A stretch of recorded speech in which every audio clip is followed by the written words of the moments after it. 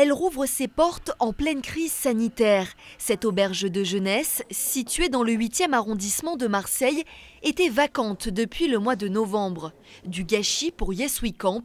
L'association investit le lieu temporairement et le transforme en centre d'hébergement d'urgence.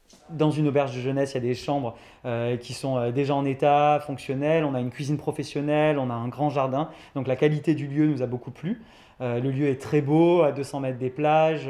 On s'est dit que c'était un lieu qui permettait l'émancipation, qui permettait de se sentir bien. Au total, 2000 mètres carrés, des chambres individuelles, mais aussi des espaces communs. Dès le 10 mars, 60 femmes, avec ou sans enfants, seront accompagnées vers l'autonomie. Le projet, co-construit par cette association, repose sur un fonctionnement alternatif. Par exemple la cuisine ou encore la garderie d'enfants, donc partager les responsabilités de manière à permettre aux gens de développer des savoir-être, des savoir-faire. Et de les mutualiser au sein du lieu. Ça va être aussi la possibilité de proposer des activités, puisque quand on parle d'insertion et de décloisonnement, il s'agit non pas seulement de viser les besoins de première nécessité, mais aussi d'accéder à une ouverture à l'autre, avec un grand A, à l'extérieur. Face à l'urgence, le centre a vu le jour en moins de 4 mois, notamment sous l'impulsion de la mairie, propriétaire du lieu.